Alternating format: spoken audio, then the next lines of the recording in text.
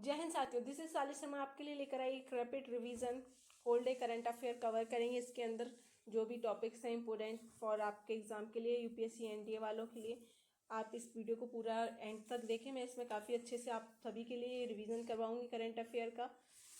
तो स्टार्ट करते हैं इसको टाइम वेस्ट ना करते हुए। सबसे पहला जो पॉइंट है, 19 passengers born to death as sleepers as catches fire in Andhra Pradesh. जो अभी इसमें क्या हुआ है, 19 लोग 90 पैसेंजर की डेथ हो गई, जो बर्न हो गए, जल गए बस में आग लगने के कारण, जो कि हैदराबाद से बेंगलुरु के लिए जा रही थी। एक स्लीपर बस थी, उसमें आग लगने के कारण 19 पैसेंजर की डेथ हो गई एंड 44 पैसेंजर थे उसके अंदर एंड 27 पीपल्स इंजर्ड हुए हैं। आपको इसके अंदर एग्ज़ाम के लिए कोई नहीं है, बट आपको जनरल अवेयरनेस के लिए रोज़ डेली लाइफ में जो भी और पास हो रहा है उसके लिए ये इम्पोर्टेंट है। एंड नेक्स्ट पॉइंट आते हैं, NDA to contest Bihar pole under Nitish leadership से द मोदी। जो भी पोल हुआ उसमें इस उसके लिए है बिहार में। एंड आपको एक और पॉइंट मैं कवर करवाऊँ, इधर नहीं है शायद, मैं भूल गई हूँ इसमें ऐड करना, लेकिन मैं आपको बताऊँ, पीएम मोदी जो कि अपने प्राइम मिनिस्टर हैं, उन्होंने बिहार के लिए काफ़ी अच्छा वर्क किया है। इसके अंदर उन्होंने क्या किया है कि नेशनल बोर्ड ऑफ मखाना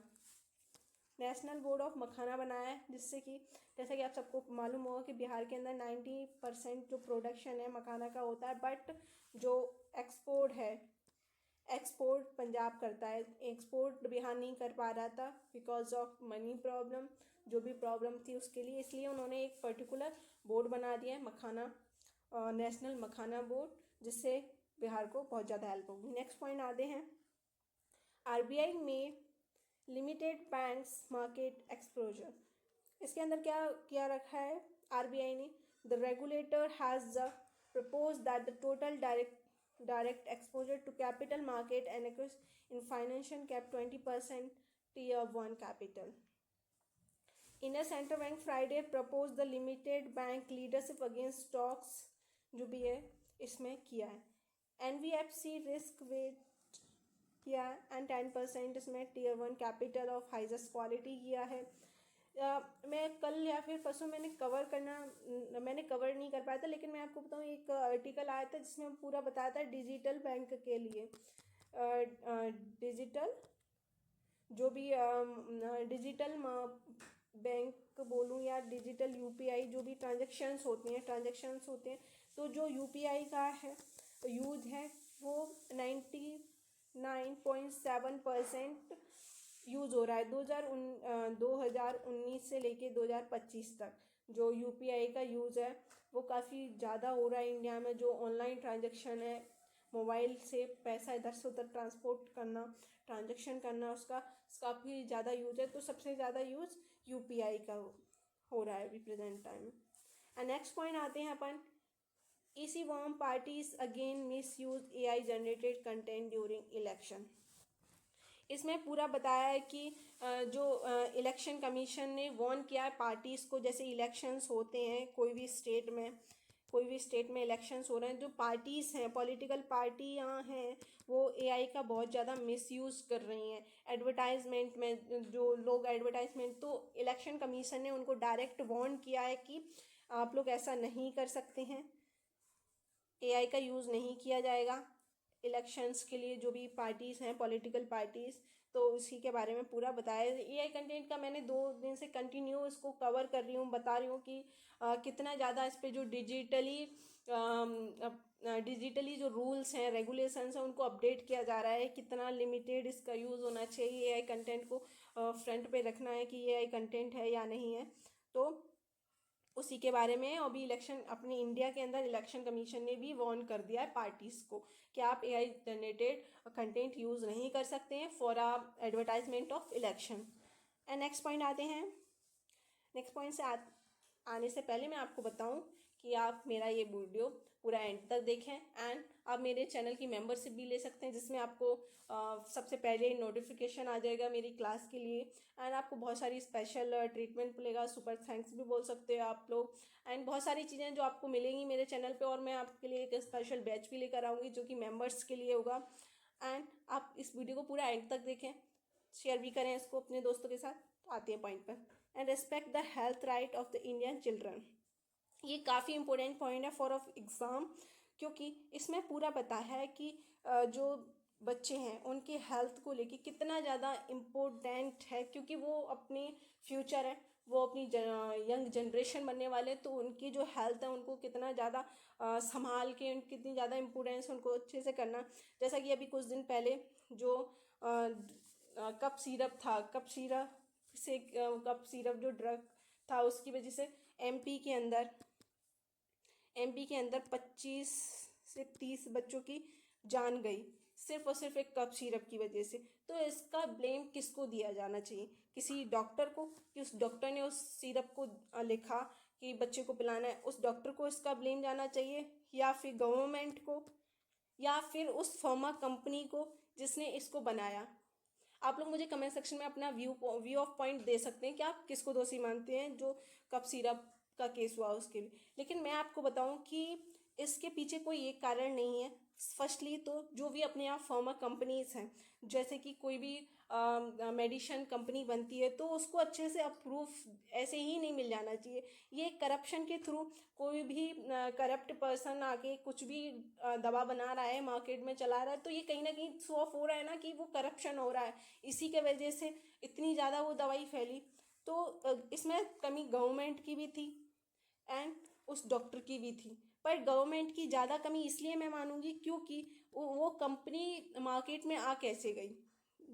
पूरी चेकअप हुआ होता है, कोई भी दवा आती है तो उसको पहले अप्लाई किया जाता है, उसका एक्सपेरिमेंट किया जाता है, और बच्चों के मामले में इतना इतना ढील कैसे दे सकती है गवर्नमेंट? तो इसमें पूरा इन्होंने जयंती जो भी हैं इन्होंने काफ़ी अच्छे से पूरा डीपली बताया है कि अपने आर्टिकल 39F में constitution which is also the listed important direction और प्रिंसिपल ऑफ पॉलिसीज दे के रखा है इसके लिए।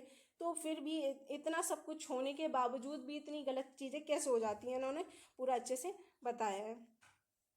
आपको एग्ज़ाम के लिए ये लाइन रखना है कि इसमें गवर्नमेंट का रोल क्या था, एंड ये आर्टिकल है जो 39 उसको लाइन रखना है। ये 2 पॉइंट्स आपके लिए एग्जाम के लिए बहुत ज़्यादा इंपॉर्टेंट है। एंड नेक्स्ट पॉइंट आते हैं अपन। Next, Gyan Bharat mission to impact of the institution. ये बहुत ही इंपॉर्टेंट पॉइंट है बिकॉज ऑफ हमारा टारगेट है 2047 तक भारत को एक ज्ञान भारत बनाना है। वो क्या बोले तो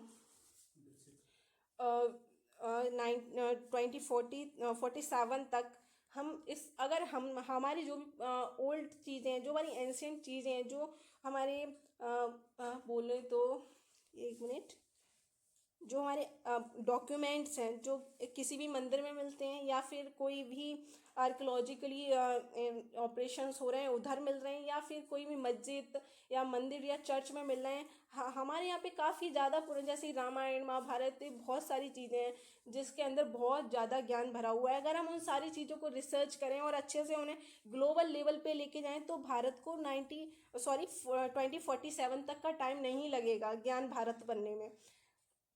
तो उसी चीज़ को इसमें पूरा एक्सप्लेन किया हुआ है कि कैसे हम इस पर इन्वेस्ट कर सकते हैं। अगर हम इन पे जो मनी इन्वेस्ट करेंगे तो कहीं ना कहीं हमारा जो इंडिया है वो ग्लोबल लेवल पे काफ़ी अच्छा परफॉर्मेंस कर पाएगा। इसके अंदर पूरा डिटेल में बताया है कि ज्ञान भारतम जो मिशन है इंडिया का 2047 तक, वो उससे पहले भी कंप्लीट हो सकता है। तो इसमें बोला है, sorry, the first installment 70% shall the disturbed upon the annual budget. Second 30% installment shall be released only a gross report detail if financially report submitted until state certificate। इसमें पूरा बोला है कि जो भी बजट है उसमें कितना परसेंट इस पर इन्वेस्ट करना चाहिए, कितना नहीं करना चाहिए। मुख्यतः ये है कि अभी इंडिया इस चीज़ में बहुत ज़्यादा आगे बढ़ रहा है कि उसके अंदर उसको रिसर्च, साइंस एंड टेक्नोलॉजी के लिए रिसर्च, स्पेस और डिफेंस, सारी चीज़ों को हम अभी इंडिया का पूरा ओवरऑल देखा जाए तो ये मानना है कि जल्द से जल्द हम इंडिया इस चीज़ पे इन्वेस्ट ज़्यादा करें, जैसे कि अपन ग्लोबल लेवल पे अच्छे लीडर के रूप में ऊपर वर्कर आ सकें। नेक्स्ट पॉइंट आते हैं, मैं आपको जो भी करा रही हूँ ये काफ़ी इंपॉर्टेंट पॉइंट है आपके एग्जाम के लिए। एंड दिस ये भी बहुत important, Japan new PM commit, जैसे कि मैंने कुछ टाइम पहले आपको एक न्यूज़ कवर कराई थी कि जापान के अंदर ये हैं, ये फर्स्ट फीमेल प्राइम मिनिस्टर बनी है। तो इन्होंने एक स्पीच दी और उसमें कहा कि इंडिया से उनकी रिलेशन वो और अच्छे करेंगी डिफेंस मामले में, एंड क्वाड को भी काफ़ी अच्छे से, और इंडिया के और इनके जो टारगेट्स हैं इंडियन पैसिफिक ओशियन को लेके काफ़ी मैच करती है, तो इसको ये और बढ़ावा देना चाहती हैं। नेक्स्ट पॉइंट आते हैं, GST staff must be really tech, ये आपके लिए अभी इम्पोर्टेंट नहीं, ये दोबारा से न्यूज़ में आएगा। And last, Trump axes Canada trade talk to over the fake ads featuring a Reagan. वही ट्रम्प का जो भी अभी इतने दिन से कंटिन्यू चल रहा है, ऐसे सारी कंट्रियों के साथ उनका सेम चल रहा है। तो आज के जितने भी इंपॉर्टेंट पॉइंट्स थे मैंने सारे आपको इसमें कवर कराए हैं। एंड जो भी मैंने आपको बताया कि आप मेरे चैनल पे मेंबरशिप भी ले सकते हैं, कुछ ज़्यादा कॉस्टली नहीं है, बहुत ही कम कॉस्ट है उसका। तो आप मेंबरशिप लें, आपको स्पेशल ट्रीटमेंट मिलेगा इसके अंदर। और आपके लिए मैं वेस्ट भी लाने वाली हूँ, जिसमें मैं आप सिर्फ और सिर्फ मेंबर पर्सन के लिए होगा वो। एंड आप मेरी इस वीडियो को लाइक एंड शेयर और सब्सक्राइब करें अपने दोस्तों के साथ। जय हिंद।